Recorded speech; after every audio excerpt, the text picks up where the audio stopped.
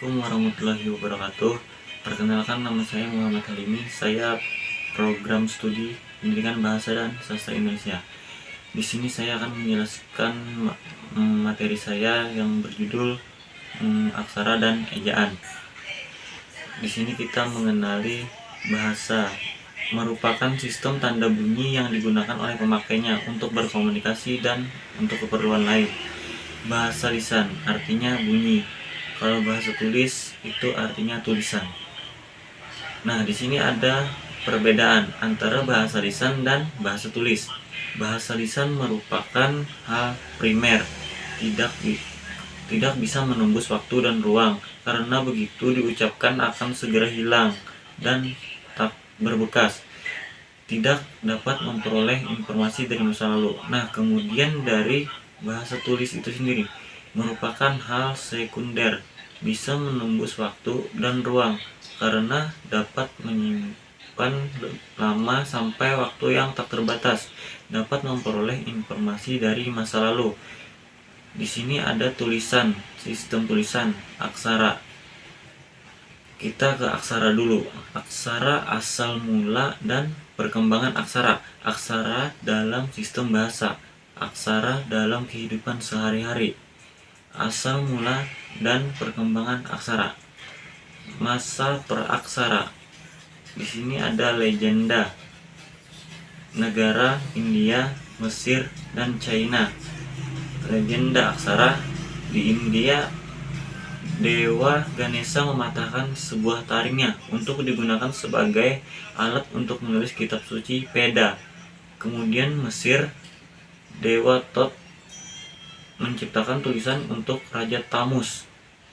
Kemudian negara China, tulisan diciptakan oleh seorang kaisar bernama Changji, di mana masih Cina percaya bahwa kaisar adalah utusan dewa. Masa praaksara, lanjutan bagaimana manusia kuno mengingat suatu peristiwa. Masa praaksara, gambar-gambar yang digunakan sebagai sarana untuk mengingat sesuatu dikatakan memiliki fungsi mnemonik function. Masa aksara, Mesopotamia, Sumeria, aksara paku. Mesir, aksara hieroglif. China, aksara Han. Aksara paku, ada gambar piktogram seperti paku. Nah, di sini ada aksara paku. Di sini gambar-gambarnya ada beberapa. Aksara hieroglif, aksara Semitik kuno, terbagi menjadi dua, Semitik utara, Semitik selatan. Di utara ada Fenisia, Aramia. Kemudian di Semitik selatan aksara Afrika. Aksara hieroglif. Aksara hieroglif. Di sini ada gambar, bisa kalian lihat dan kalian pahami. Aksara Han, bahasa Han Indonesia Hokkien. Aksara Han, sampan, becak, kue, dan teh. Aksara Han Korea, Hangul, Hanja. Jepang, hiragana, katakana, kanji. Aksara di Indonesia. Nah, di sini ada dua aksara, aksara Bugis dan aksara Mandailing. Bisa kalian lihat dan kalian pahami. Aksara di Indonesia, aksara Rejang dan aksara Jawa. Seperti gambar ini, kalian bisa saja untuk menanyakan. Aksara dalam kehidupan sehari-hari. Pengajaran bahasa, kaligrafi, grafiti. Kaligrafi. Di sini ada aksara Cina dan Jepang. Aksara Latin, alfabet. Pengajaran bahasa, kemampuan baca tulis, tahap awal sampai tahap mahir. Metode mengajar. Pengajaran bahasa, jenis metode. Di sini ada sintesis, analitis, global, silabis. Pengajaran bahasa, penjelasan jenis metode. Metode sintetis artinya Pelajar tidak hanya menguasai cara membaca dan menulis huruf satu persatu, tetapi juga harus dapat merangkaikan huruf-huruf itu dalam kata dan merangkaikan kata-kata dalam satuan lebih luas lagi. Metode analitis artinya pelajar dapat membaca dan menulis satuan-satuan yang besar menjadi satuan yang kecil. Penjelasan jenis metode.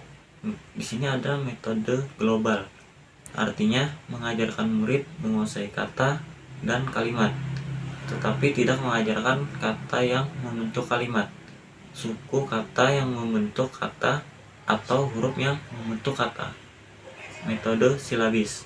Metode yang menggunakan komposisi fonemis suku kata. Metode ini dianggap kurang praktis. Kenapa?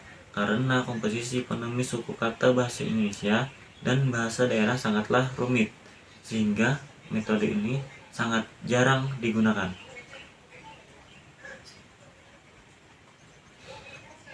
Metode analitis dan sintetis.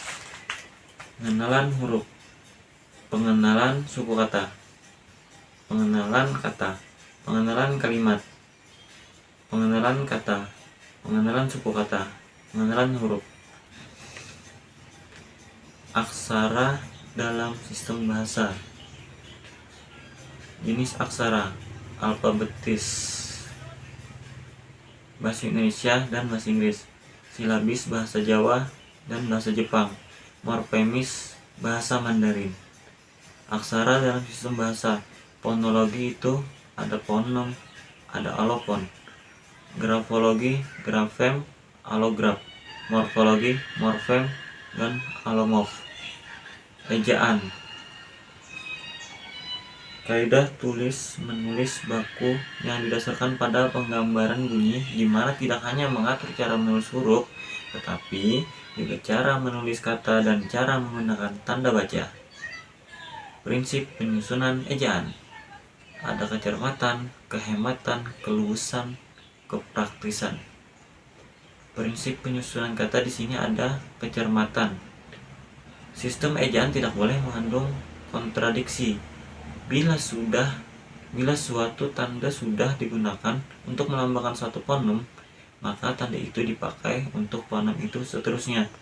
Kemudian prinsip kehematan. Diperlukan suatu standar yang mantap untuk menyusun suatu ejaan agar orang dapat menghemat tenaga dan pikirannya dalam berkomunikasi. Prinsip keluasan. Sistem ejaan harus terbuka lagi perkembangan bahasa di kemudian hari. Dengan adanya ejaan yang disempurnakan, maka ditetapkan penggunaan huruf F untuk kata aktif, sifat, fakultas, dan lain-lain. Prinsip kepraktisan. Diusahakan untuk tidak menggunakan huruf-huruf baru yang tidak lazim agar tidak mengganti mesin tik atau peralatan tulis lainnya. Ejaan di Indonesia bisa kalian lihat sendiri.